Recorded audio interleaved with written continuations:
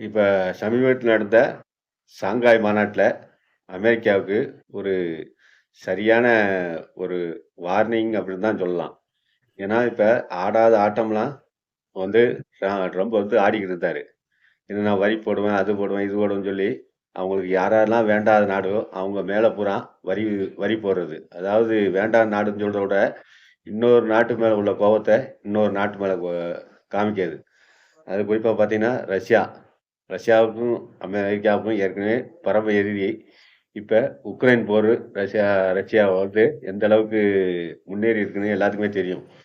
இப்ப எப்படியாவது ரஷ்யாவினோட பலத்த குறைக்கிறதுக்காண்டி தான், இப்ப வந்து உக்ரைன் போர வந்து ட்ரம்ப் வந்து நிறுத்தச் சொல்றாரு.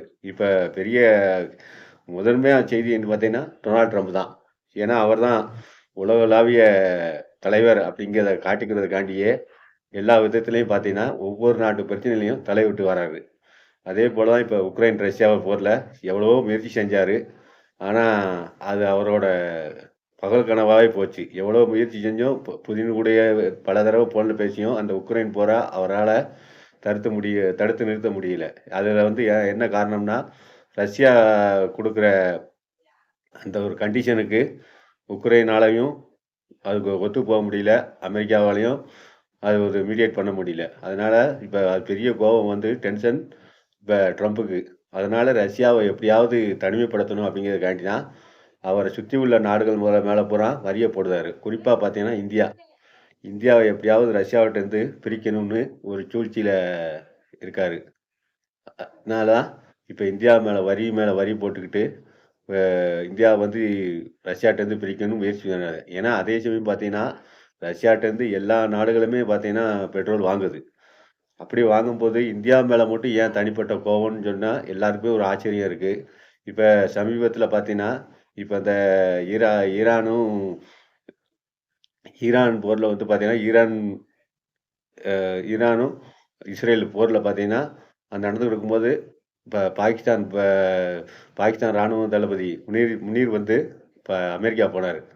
அமெரிக்கா போனதுனால பார்த்தீங்கன்னா, அங்க இப்ப வெள்ளை மாளிகையில பார்த்தீங்கன்னா, அவருக்கு ஒரு தடபுடலான விருந்து நடந்தது. அப்ப என்ன ஒரு பேசியிருப்பாங்கன்னு எல்லாத்துக்குமே தெரியும். அதனோட வெளிப்பாடு தான் அமெரிக்கா வந்து இந்தியா மேல போடுற வரின்னு சொல்லி எல்லாருமே பேசிக்கிறாங்க. ஏன்னா, அசீம் முனீர் வந்து கண்டிப்பா இந்தியாவ வந்து ஜெயிக்க முடியாது. சமீபத்தில நடந்த பெஹல்காம் பிரச்சனையில கூட இந்தியாவிட்ட வந்து ஒரு சரியான அடி தான் வாங்கியிருக்கு பாகிஸ்தான். அப்படி எப்படியாவது இந்தியா வந்து ஏதாவது ஒரு விதத்தில தாக்குதல் தொடுக்கணும் அப்படிங்கிறதுக்காண்டி தான் அமெரிக்காவிட்ட ஒரு ஒரு ஒரு சொல்லி இந்தியாவ இப்படி தடுப்புப்படுத்துறதுக்காண்டி ஒரு ஏற்பாடா இருக்கும்னு எல்லாருமே பேசிக்கிறாங்க. ஏன்னா, அதான் காரணம். ஏன்னா இந்தியாவுக்கு மேல அ ட ட அமெரிக்காவுக்கு வேற எந்த ஒரு தனிப்பட்ட காரணமா இருக்க முடியாது.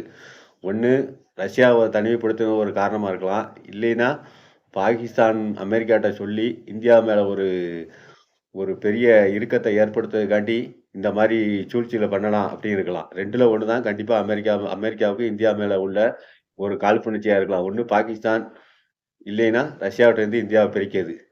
இது 2 தான் காரணம். ஏன்னா ஏற்கனவே பாகிஸ்தான் வந்து இந்தியாட்ட வந்து ராணுவ ரீதியா ஒருபோதும் ஜெயிக்க போறது கிடையாது. இனிமேவும் ஜெயிக்க போறது கிடையாது. இப்ப வரைக்கும் அவ ஜெயிச்சதில்ல. அதனால வந்து பார்த்தீங்கன்னா, இப்ப அமெரிக்காட்ட அதுக்கு தான் சொல்லி இந்தியாவ எப்படியாவது அவங்களோட பணத்த பொருளாதார ரீதியா குறைக்கணும் அப்படிங்கிறதுக்காண்டி தான் இந்த ஏற்பாடெல்லாம் பண்ணிக்கிட்டு இருக்காங்கன்னு தெரியுது. இப்படி பார்த்தா இப்ப சீனா பார்த்தீங்கன்னா, பார்த்தா உலக அளவுல பார்த்தீங்கன்னா, இப்ப சீனாவுக்கும் அமெரிக்காவும் தான் ஒரு வர்த்தக போட்டி. ஏன்னா, வர்த்தக ரீதியா பார்த்தீங்கன்னா, சீனா அமெரிக்காவுக்கு டப்பு குடுக்குற அளவுக்கு அப்படி பார்த்தா சீனாவுக்கு தான் அவங்க வரிய குடுக்கணும். சீனாவையும் மிரட்டி பார்த்தாரு. 100% 200% வரைக்கும். சீனாவும் அசைந்து கொடுக்கல. அவங்க இப்போ இறக்குமதி செய்ற பொருட்களுக்கும் 100%, 200%ன்னு வரி மேல வரி போட்டாங்க. அப்புறம் பார்த்தீங்கன்னா, ட்ரம்ப் வந்து ஜின்பிங் கூட பேசி சமாதானம் ஆயிட்டாரு. கடைசியில இந்தியாவ பிடிச்சுக்கிட்டாரு. இந்தியா என்ற ஒரு வார்த்தைய மட்டும் பிடிச்சுக்கிட்டு 50%, 100%ன்னு சொல்லி போடுறாரு. அவர் என்ன நினைச்சுக்காரு, இந்தியாவால நம்மள மீறி எதுவும் செய்ய முடியாது அப்படின்னு ஒரு நெனப்புல இருக்காரு. அதுக்கு ஒரு சரியான பதிலடியா தான் இப்ப பார்த்தீங்கன்னா, இப்ப ஷாங்காய் மாநாட்ல ஒரு பெரிய பதிலடி குடுத்துருக்காங்க. இது வந்து பு டொனால்ட் ட்ரம்பே எதிர்பார்த்திருக்க மாட்டாரு. இந்தியா, சீனா, ரஷ்யா இந்த 3 சேர்ந்தாலே போதும். உலகத்துல பாதி வலிமை வந்து கண்டிப்பா வந்துரும். இத வந்து டொனால்ட் ட்ரம்ப் ரொம்ப எதிர்பார்த்திருக்க மாட்டாரு. ஏன்னா, அவங்களோட போ அதாவது எதெல்லாம் அவங்களோட கூட்டணி வந்து அந்த மாரி 2வது ஆதரவு குடுத்து இந்த இப்ப ஷாங்காய் இதில வந்து கிட்டத்தட்ட ஒரு 10 நாட்டுக்கு மேல இருக்கு. இப்ப பார்த்தீங்கன்னா, இந்தியா, சீனா, ரஷ்யா, ஈரான் இந்த மாரி ஒரு 10 நாடுகள் இருக்கும்போது, நம்ம அதுக்கு ஒரு வலிமை இருக்கத்தான் செய்யும்.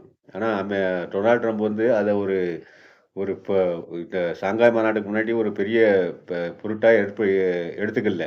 அதுக்கு பிறகு பார்த்தீங்கன்னா, இப்ப நடந்ததுக்கு முடிஞ்சதுக்கு அப்புறம் பார்த்தீங்கன்னா, அவங்களோட ஒற்றுமைய பார்த்து, இவங்களாலும் எதையும் செய்ய முடியும் அப்படிங்கிறத முடிவுக்கு வந்துட்டாரு.